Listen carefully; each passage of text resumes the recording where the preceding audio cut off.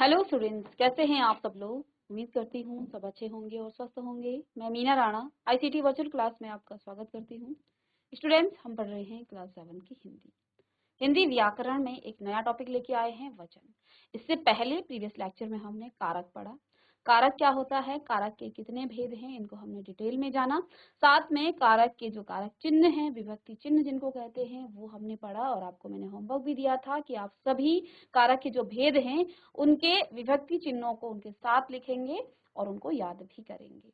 तो उम्मीद करती हूँ सभी बच्चों ने याद किया होगा कारक और कारक के भेद, साथ में उनकी विभक्ति चिन्ह। अब हमने संज्ञा पढ़ी। संज्ञा के 3 विकार हमने पढ़े थे, जिसमें पहला आपने लिंग, वचन और कारक। लिंग और कारक हम पढ़ चुके हैं और आज की क्लास में हम वचन पढ़ेंगे। तो वचन आप जानते हैं, हिंदी में वचन 2 होते हैं, जिसमें आपका एक वचन और बहुवचन। इसमें हम और आगे डिटेल में पढ़ने वाले हैं। तो आप हेडिंग डालेंगे वचन। तो आज का हमारा टॉपिक है वचन। ठीक है, तो देखिए वचन होता क्या है। शब्द के जिस रूप से एक या एक से अधिक का बोध होता है। ठीक है ना। कोई शब्द हम कह रहे हैं, आपको ये पता चले वो एक है। आप किसी वाक्य में कह रहे हैं कि लड़के जा रहे हैं, तो आपको लड़के से क्या पता चलेगा कि यहाँ पर एक है या दो है। मैंने कहा बच्चा, बच्चा खेल रहा है, बच्चा खेल रहा है। तो बच्चा शब्द से आपको क्या पता चला कि यहाँ पर एक बच्चा है। इसी के विपरीत में यहाँ लिखूं कि बच्चे खेल रहे हैं,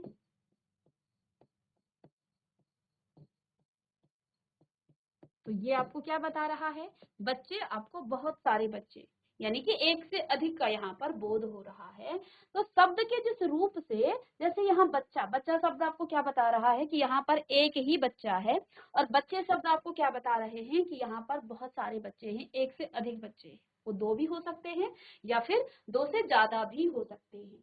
उसे हिंदी व्याकरण में वचन कहते हैं। इस परिभाषा को आप लिख लें।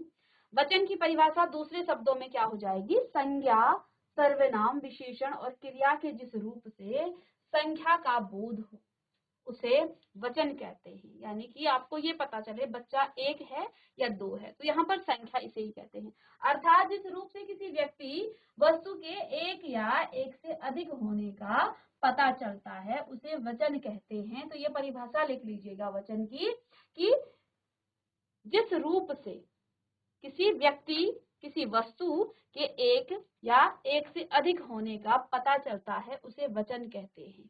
ठीक है, चलिए इस परिभाषा को लिखिएगा। अब यहाँ कुछ उदाहरण हैं, जैसे लड़की खेलती है, लड़की खेलती है। तो लड़की खेलती है, यहाँ पर क्या पता चल रहा है आपको कि ये आपका एक लड़की खेल रही है। ठीक है, लड़कियां खेल रही हैं, खेलती हैं, तो यहाँ पर बहुत एक से अधिक, ये आपका एक से अधिक। लड़कियां क्या बता रहा है कि एक से अधिक हैं। इसी प्रकार फ्रिज में सब्जियां रखी हैं, तो सब्जियां शब्द आपको एक से अधिक सब्जी रखी है, तो यहाँ पर भी एक से अधिक। तालाब में मछलियां तैर रही हैं, तो ये भी एक से अधिक। इसी प्रकार से माली पौधों को सींच रहा है, तो यहाँ पर ये भी एक से अधिक शब्दों को बता रहा है, पौधों। साथ में कछुआ खरगोश के पीछे है, कछुआ खरगोश के पीछे है। ठीक है, और कछुआ यहाँ पर एक है और खरगोश भी एक है। ठीक है, अब यहाँ पर क्या लिखा है, उपयुक्त वाक्यों में जो यहाँ पर लिखे हुए वाक्य हैं, लड़की हो गई। ठीक है, साथ में फ्रिज हो गया, तालाब, बच्चे, माली, कछुआ शब्द उनके एक होने का, तथा लड़कियां, सब्जियां, मछलियां, पौधे, खरगोश शब्द उनके एक से अधिक होने का ज्ञान करा रहे हैं। ठीक है,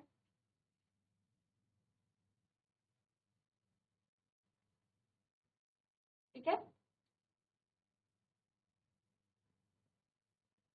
तो ये आपके एक वचन, ये आपके एक वचन वाले शब्द हैं। अतः लड़की, फ्रिज, तालाब, माली, कछुआ एक वचन के शब्द हैं तथा लड़कियां, सब्जियां, मछलियां, पौधे, खरगोश बहुवचन के शब्द हैं। ठीक है, तो यहाँ पर आप क्या लिखेंगे कि लड़की खेलती है, लड़कियां खेलती हैं। तो ये एक वचन की बात है, यहाँ पर एक वचन में लिखा गया है लड़की खेलती है। तो इस शब्द लड़की शब्द से आपको क्या पता चल रहा है कि ये एक है। लड़कियां खेलती हैं, इससे आपको पता चल रहा है ये अनेक है। फिर देखिए फ्रिज में सब्जियां शब्द फिर से आपको अनेक का बोध करा रही है, यहाँ पर बहुवचन का बोध हो रहा है। मछलियों से बहुवचन का बोध हो रहा है, पौधों से भी बहुवचन का बोध हो रहा है, और ऐसे ही खरगोश से भी आपको बहुवचन का बोध हो रहा है। और ये जो है आपके सभी बहुवचन में है। और माली हो गया, कछुआ हो गया, साथ में फ्रिज हो गया, लड़की हो गया, ये आपका एक वचन का यहाँ पर बोध करा रहे हैं। तो इनको आप लिखेंगे और साथ में इसकी परिभाषा भी आप लिख लेंगे। ठीक है, वचन की परिभाषा और इसके कुछ उदाहरण आप लिखिएगा।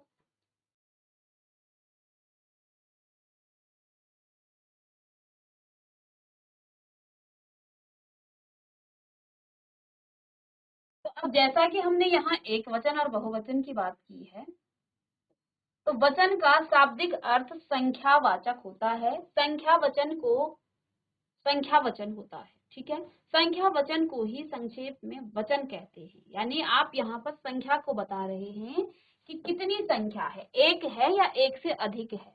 तो इसका जो शाब्दिक अर्थ है ये संख्या वचन है। संख्या वचन को ही संक्षेप में यानी कि उसे छोटे रूप में उसे वचन कहते हैं। वचन का एक अर्थ कहना भी होता है। ठीक है, तो वचन के भेद या वचन के प्रकार, तो आप जानते हैं वचन के कितने भेद हैं। वचन के भेद या वचन के प्रकार लिखिए यहाँ पर। तो वचन के दो भेद होते हैं, जिसमें पहला आपका है एक वचन और दूसरा है आपका बहुवचन। पहला है एक वचन और बहुवचन। तो दो भेद हैं वचन के, एक वचन और बहुवचन। ठीक है, एक वचन संज्ञा के जिस रूप से एक व्यक्ति या एक वस्तु होने का ज्ञान हो। हेडिंग डालेंगे एक वचन संज्ञा के जिस रूप से एक व्यक्ति या एक वस्तु होने का ज्ञान हो। यानी कि आप किसी वाक्य में आपको एक व्यक्ति या एक प्राणी या उसमें आपका कोई भी प्राणी आ सकता है, व्यक्तियों में, प्राणियों में, या किसी वस्तु का ज्ञान हो कि वहां पर एक ही वस्तु है या एक ही व्यक्ति है या एक ही कोई प्राणी है, उसे एक वचन कहते हैं। अर्थात जिस शब्द के कारण हमें किसी व्यक्ति, वस्तु, प्राणी, पदार्थ आदि के होने का, एक होने का बोध हो, एक होने का पता चले, उसे एक वचन कहते हैं। तो इसमें आप परिभाषा लिखेंगे कि संज्ञा के जिस रूप से एक व्यक्ति, एक वस्तु होने का ज्ञान हो, उसे एक वचन कहते हैं। अर्थात जिस शब्द के कारण हमें किसी व्यक्ति, किसी वस्तु, प्राणी, पदार्थ आदि के एक होने का पता चलता है, उसे हम एक वचन कहते हैं।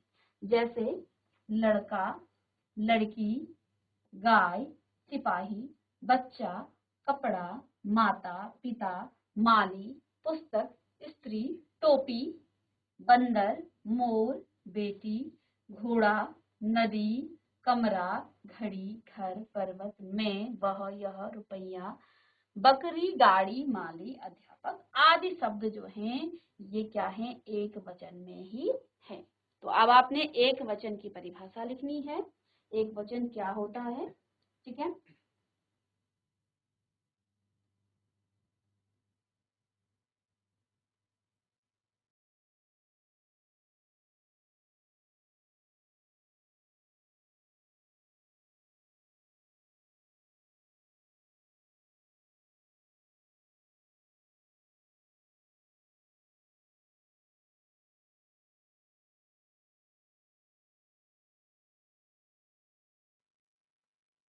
दूसरा है यहाँ बहुवचन।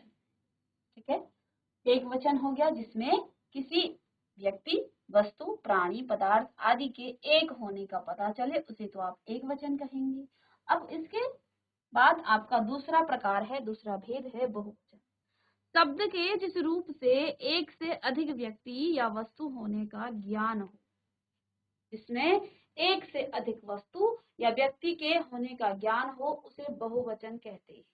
अर्थात जिस शब्द के कारण हमें किसी व्यक्ति, वस्तु, प्राणी, पदार्थ आदि के एक से अधिक या अनेक होने का पता चलता है उसे बहुवचन कहते हैं। तो यहाँ पर आपको एक से अधिक होने का पता चलेगा कि ये जो है व्यक्ति, कोई वस्तु, प्राणी, पदार्थ आदि के एक से अधिक होने का या अनेक होने का पता चलता है उसे बहुवचन कहते हैं, उसे बहुवचन कहते हैं। चलिए इसको लिखेंगे। बहुवचन जिस शब्द के जिस रूप से या जिस शब्द से एक से अधिक व्यक्ति या वस्तु होने का ज्ञान हो उसे बहुवचन कहते हैं। अर्थात जिस शब्द के कारण हमें किसी व्यक्ति, वस्तु, प्राणी, पदार्थ आदि के एक से अधिक या अनेक होने का पता चलता है उसे बहुवचन कहते हैं। जैसे लड़के, लड़कियां, गायें, कपड़े, टोपियां, मालाएं, ठीक है, माताएं, पुस्तकें, बधुएं, गुरुजन, रोटियां, पेंसिलें, स्त्रियां, बेटे, बेटियां, केले, गमले, चूहे, तोते, घोड़े, घरों, पर्वतों, नदियों, हम, वे, ये सभी शब्द आपको बहुवचन को बता रहे हैं। ये लताएं, ये हो गया, वे हो गया, ये भी बहुवचन में आते हैं। गाड़ियां, बकरियां, रुपये आदि आपके किसके अंतर्गत आ जाते हैं? ये सभी आपके बहुवचन के अंतर्गत आ जाते हैं। तो इसको भी आप नोट कीजिएगा, एक वचन और बहुवचन।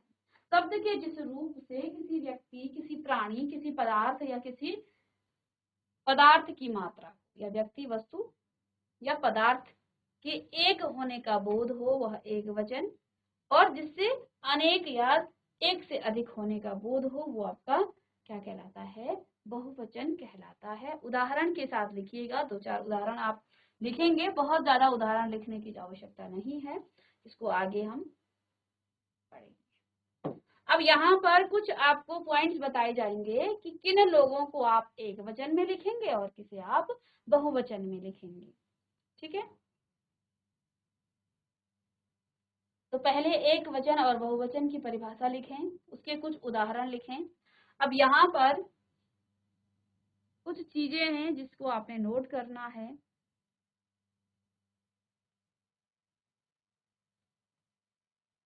तो देखिए, वाक्यों के फॉर्म में हम लिखते हैं, वाक्यों की तरह लिखा जाता है।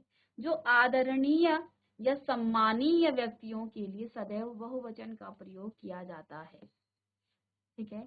जो आदरणीय व्यक्ति होते हैं, जो सम्मानित व्यक्ति होते हैं, उनके लिए आप ऐसा नहीं कहेंगे कि गांधी जी चंपारण आया था, ऐसा नहीं कहेंगे, ठीक है। उनके लिए देखो, आए थे ये बहुवचन के लिए प्रयोग हो रहे हैं। तो यहाँ पर एक पॉइंट क्या लिखा कि जो आदरणीय व्यक्ति होते हैं, जो सम्मानित व्यक्ति होते हैं, उनके लिए आप हमेशा बहुवचन का प्रयोग करेंगे। जैसे यहाँ पर देखिए, गांधी जी चंपारण आए थे, ऐसा नहीं लिखेंगे गांधी जी चंपारण आया है या आया था, ये गलत हो जाता है, ठीक है। तो जब भी किसी आदरणीय व्यक्ति, किसी सम्मानित व्यक्ति की आप बात करेंगे, उनको आप हमेशा बहुवचन में ही लिखेंगे। तो पहला पॉइंट इसको नोट करें, ठीक है। अभी तक आपने सिर्फ यही पढ़ा होगा कि वचन 2 प्रकार के होते हैं और उसमें आपने एक एक शब्द, अब उन शब्दों को आप वाक्यों में कैसे प्रयोग करते हैं। गांधी जी तो आपके क्या है? एक वचन है, एक ही व्यक्ति है, लेकिन वाक्यों में आप कैसे लिखेंगे इसको? वाक्य में यहाँ पर देखिए बहुवचन की तरह आप लिख रहे हैं, ठीक है ना। गांधी जी वैसे तो आपके क्या है? आपके एक वचन में है, ठीक है। इसके लिए एक वचन व्यक्तिवाचक संज्ञा को ही बहुवचन में प्रयोग कर दिया जाता है। अब ये एक वचन और व्यक्तिवाचक है, गांधी जी आपके व्यक्तिवाचक संज्ञा भी है, ठीक है। तो इसको आप बहुवचन में प्रयोग करते हैं। ऐसे ही आगे देखिए, शास्त्री जी बहुत ही सरल स्वभाव के थे। तो शास्त्री जी आपके क्या है? एक वचन और व्यक्तिवाचक संज्ञा है। और यहाँ हम प्रयोग, जब इसको वाक्यों में प्रयोग कर रहे हैं तो बहुवचन में ये आपका क्या हो रहा है? बहुवचन में आपका प्रयोग हो रहा है। स्वभाव के थे। और थे शब्द वैसे तो हम बहुवचन के लिए लगाते हैं, तो यहाँ पर हमने वाक्य में प्रयोग किया है शास्त्री जी को। ये जो है आपके सम्मानित व्यक्ति हैं।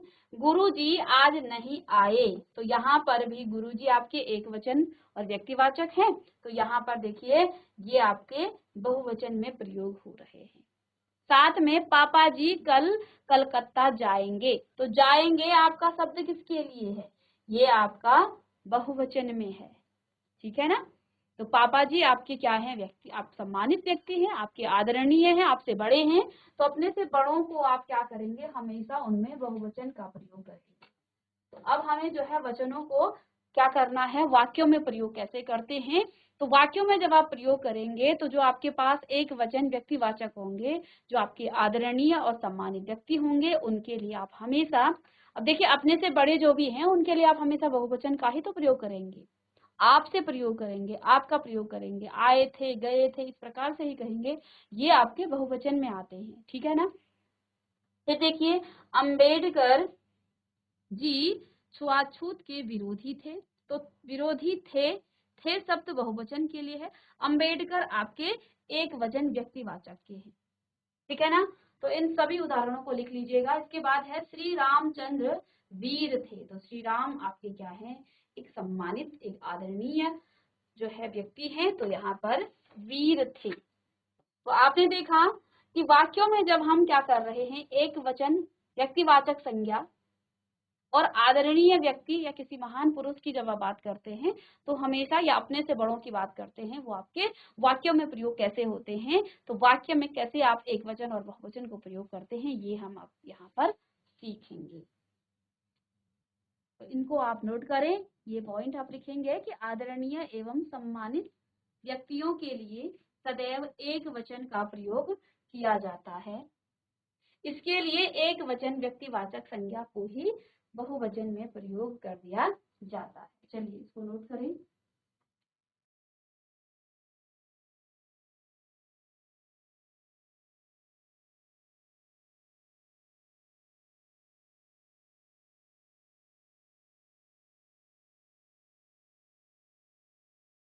चलिए अब इसी में दूसरा पॉइंट है, संबंध दर्शाने वाली कुछ संज्ञाएं एक वचन और बहुवचन में एक समान होती है।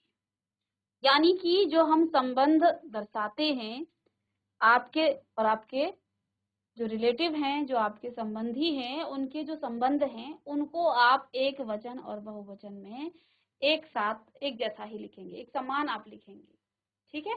तो देखिए यहाँ पर, तो दूसरा पॉइंट लिखिएगा पहले, संबंध दर्शाने वाली कुछ संज्ञाएं एक वचन और बहुवचन में एक समान होती है, ठीक है। जैसे आपने कहा चाचा, तो चाचा एक वचन और बहुवचन दोनों में एक समान होंगे, आप चाचाए नहीं लिखेंगे। मामा लिखा तो मामाए नहीं लिखेंगे, दादा लिखेंगे तो दादाए नहीं लिखेंगे, उसका एक वचन और बहुवचन एक जैसा ही होगा, ठीक है। तो संबंध दर्शाने वाली कुछ संज्ञाएं एक वचन और बहुवचन में एक समान रहती हैं, दूसरा पॉइंट।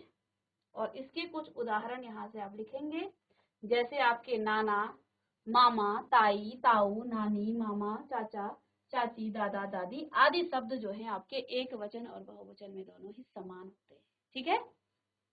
तो ये दूसरा पॉइंट है।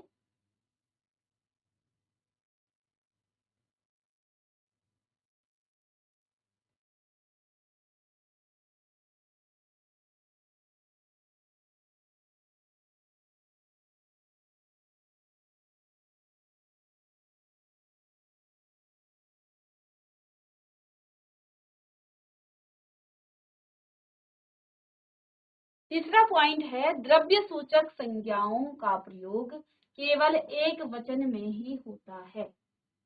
जब भी आप द्रव्य सूचक, जो द्रव्य हैं, तरल चीजें हैं, तैरने वाली, वो जो है हमेशा केवल एक वचन में ही उसका प्रयोग होता है। अब देखिए, आप तेल को तेल ही लिखेंगे, आप तेले नहीं लिखेंगे, या घी को घी नहीं, घी ही लिखेंगे, वो हमेशा आपका एक वचन में, और वाक्य प्रयोग जब आप करेंगे तब भी वो आपका एक वचन में ही आएगा, ठीक है। इस बर्तन में 2 लीटर पानी है। ऐसा नहीं लिखेंगे कि इस बर्तन में 2 लीटर पानी है। वाक्य प्रयोग करेंगे आप कि इस बाल्टी में, इस बर्तन में 2 लीटर पानी है।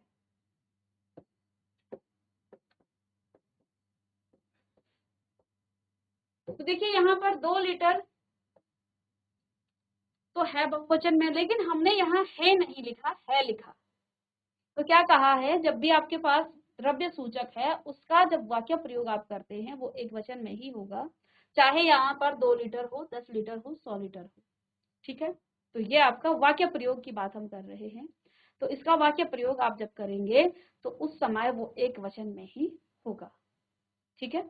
चाहे आपके पास कितने किलो घी हो जाए, वो बहुवचन में आ जाए, संख्या आगे लगा करके आप उसको कितना भी बढ़ा दें, वो हमेशा वाक्य प्रयोग में आपके पास है। इस प्रकार से ही होगा कि वो एक वचन आपको दिखेगा।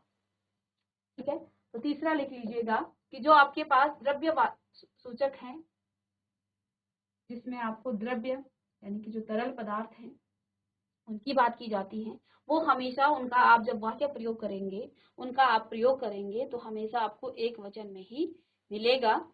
तो घी, तेल, पानी, दूध, जितने भी आपके पास द्रव्यवाचक हैं या द्रव्य सूचक हैं, वो आपके एक वचन के अंतर्गत आते हैं।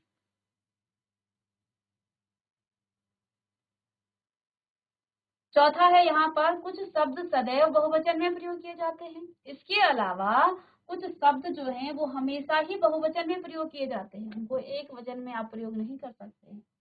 जैसे दाम हो गया, ठीक है, दर्शन हो गया, प्राण हो गए। ठीक है। आंसू, लोग, अक्षत, होश, समाचार, हस्ताक्षर, दर्शक, भाग्य, केस, रामू, रोम, अश्रु, आशीर्वाद। ठीक है। ये हमेशा आपके बहुवचन में ही इसका प्रयोग किया जाता है। ठीक है। तो कुछ द्रव्य सूचक संज्ञाएं का प्रयोग केवल एक वचन में होता है। साथ में यहाँ पर चौथा पॉइंट है, कुछ द्रव्य शब्द सदैव बहुवचन में प्रयोग किए जाते हैं, और उन शब्दों को भी आप लिखिएगा। जैसे यहाँ पर देखिए इसके उदाहरण, आपके हस्ताक्षर बहुत ही अलग हैं। तो यहाँ पर हस्ताक्षर शब्द जो है आपका बहुवचन में प्रयोग हो रहा है। ठीक है। लोग कहते रहते हैं, लोग शब्द बहुवचन में आ जाएगा, वो हैं शब्द। आपके दर्शन सौभाग्य वालों को मिलते हैं, तो यहाँ पर हैं शब्द आ गया। इसके दाम ज्यादा हैं, तो ये भी हैं शब्द आपको बहुवचन में प्रयोग हो रहा है। साथ में आज के समाचार क्या हैं, तो समाचार शब्द भी आपका बहुवचन में प्रयोग हो रहा है। वाक्य में किस प्रकार से प्रयोग करते हैं। ठीक है। आपका आशीर्वाद पाकर मैं धन्य हो गया हूँ, तो ये आपका क्या है, बहुवचन में ही प्रयोग हो रहा है। चलिए तो सभी उदाहरण आप लिखेंगे।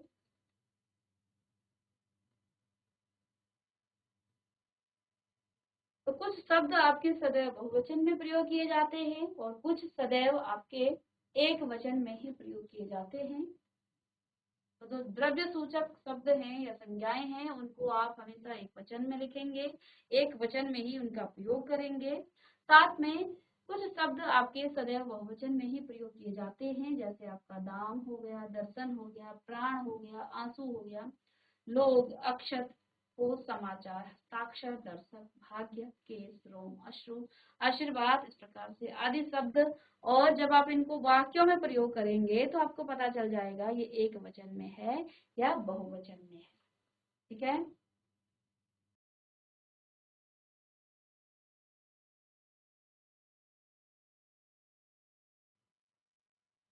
देखिए प्राणियों को तो आप गिन करके, वस्तुओं को आप गिन करके, ठीक है, लेकिन कभी कभी भाव हो गए आपके, जैसे ये हस्ताक्षर हो गया, ठीक है, सौभाग्य हो गया, ये आपके वाक्यों पर जब आप इसको प्रयोग करेंगे तब आपको पता चलेगा कि ये आपका किस में प्रयोग हो रहा है, एक वचन में या बहुवचन में।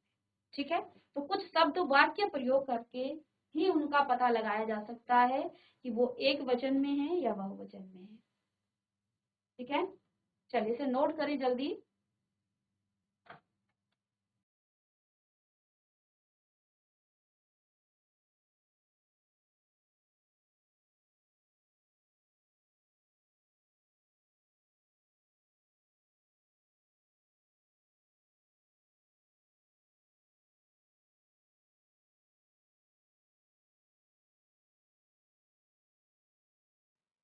इसके बाद नेक्स्ट देखिए,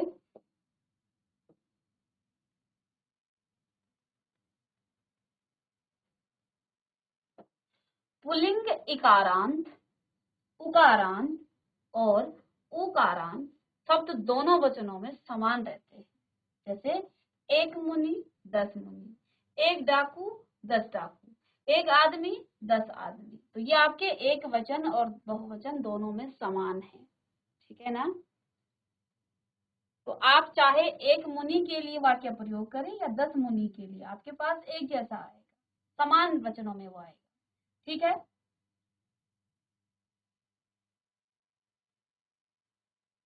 इसके बाद छठा है, बड़प्पन दिखाने के लिए कभी कभी वक्ता यानी कि बोलने वाला, जब हम बड़प्पन दिखाते हैं ना अपने आप को, तो वक्ता जो बोलने वाला होता है वो मैं के स्थान पर हम प्रयोग करता है।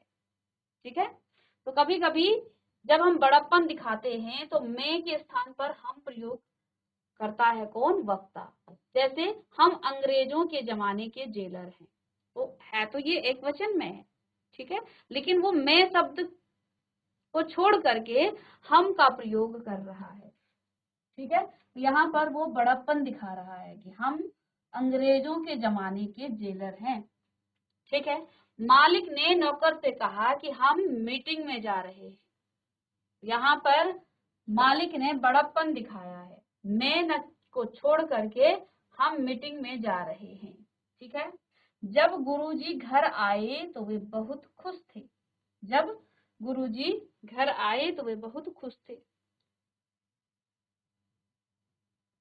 तो ये यहाँ पर नहीं बैठेगा इसमें। हमें याद नहीं हमने कभी आपसे ऐसा कहा। तो मुझे छोड़ करके उसने क्या कहा है? बड़प्पन दिखाया है। क्या कि मुझे छोड़ करके हमें शब्द यहाँ पर प्रयोग किया है कि हमें याद नहीं कि हमने कभी आपसे ऐसा कहा था। ठीक है, तो ये कुछ शब्द हैं जो मैं के स्थान पर हम का प्रयोग हो रहा है, मुझे के स्थान पर हमें प्रयोग हो रहा है। तो ये बड़प्पन दिखाने वाले कुछ शब्द हैं। ठीक है, इसको भी आप नोट करें।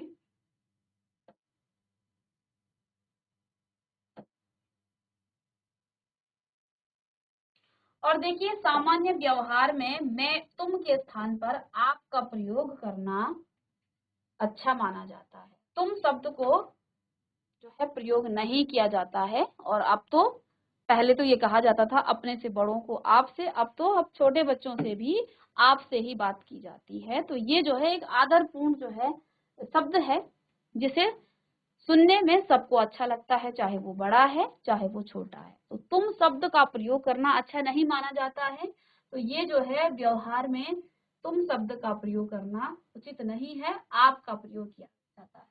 तो जब आप आपका प्रयोग करेंगे, आप कहाँ गए थे, तो ये बहुवचन में प्रयोग होगा। आप आइएगा जरूर, हमें आपकी प्रतीक्षा रहेगी। तो यहाँ पर भी ये बहुवचन में प्रयोग हो रहा है। इसके बाद देखिए, जातिवाचक संज्ञा का प्रयोग दोनों वचनों में किया जाता है। जो जातिवाचक है उसका प्रयोग दोनों वचनों में किया जाता है। जैसे कुत्ता भौंक रहा है, कुत्ते भौंक रहे हैं। ठीक है, तो ये जो है जाति, कुत्ता और कुत्ते ये दोनों ही वचनों में इसका प्रयोग किया जा रहा है। शेर जंगल का राजा है, बैल के 4 पांव होते हैं। ठीक है, तो ये कुछ नियम है किसके? वचनों के, कि किन शब्दों को आप जो है वचनों में प्रयोग कर रहे हैं।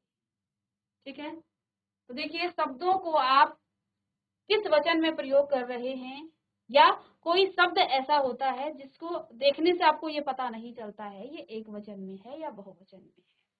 ठीक है, और कई ऐसे शब्द होते हैं जो हमें देखने से पता ही नहीं चलते हैं कि ये शब्द एक वचन के हैं या बहुवचन में है। तो आप उस शब्द के लिए वाक्य प्रयोग करें और वाक्य प्रयोग करने से आपको पता चल जाएगा कि वो आपका एक वचन का है या बहुवचन का है। ठीक है, छोटे क्लासेस में आपने जरूर पढ़ा होगा, शब्द एक पढ़े होंगे और उसके अनेक शब्द आपने पढ़े हैं, यानी कि एक वचन और बहुवचन। यहाँ हम वाक्यों में देखते हैं उसको, क्योंकि अब आपके पास गिने चुने शब्द नहीं है, बहुत सारे शब्द हो जाते हैं। कई बार आपके ऐसे शब्द होते हैं जिनके आपको पता ही नहीं चल पाते हैं कि ये एक वचन है या बहुवचन है। तो उनको देखकर आप क्या करें, पहले वाक्य प्रयोग करें और फिर आप उसका वचन जान पाएंगे। मिलते हैं नेक्स्ट लेक्चर में, इसको आगे कंटिन्यू करेंगे। तब तक के लिए thank you and have a nice day.